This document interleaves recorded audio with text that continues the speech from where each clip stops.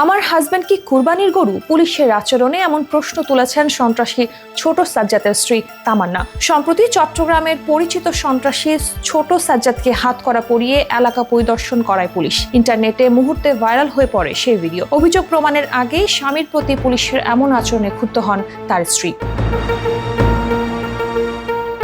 এমনকি পুলিশের বিরুদ্ধে আইনি পদক্ষেপ নেওয়ারও হুঁশিয়ারি দেন তামান্না। ৮ এপ্রিল ফেসবুক ভিডিওতে প্রশ্ন করেন, কোথাও কি নজির আছে একজন রিমান্ডের আসামিকে গরুর মতো রশি বেঁধে এলাকায় এলাকায় নিয়ে জিরো টলারেন্স ঘোষণা করতেছে ওসি আরিফ? আমার হাজবেন্ড কি কুরবানির গরু?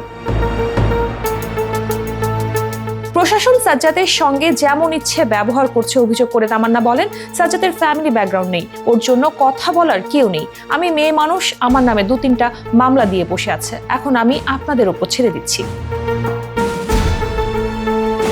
সাজ্জাদের সঙ্গে এমন ব্যবহার কি মানবাধিকার লঙ্ঘন নয়? এমন প্রশ্ন তুলে তামান্না বলেন, আমার স্বামীকে এভাবে গরুর রশি দিয়ে বেঁধে এলাকায় এলাকায় গিয়ে অপমানিত করা হচ্ছে কেন? তিনি যদি অপরাধী হন তার বিচার আদালত করবে।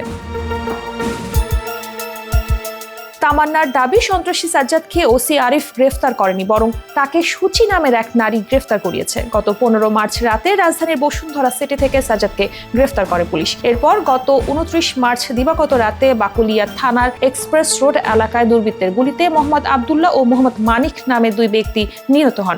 প্রাইভেট কারে গুলি হামলায় ওই জোড়া হত্যাকাণ্ডের পরিকল্পনাকারী হিসেবে নাম উঠে আসে কারাগারে থাকা সাজ্জাদের।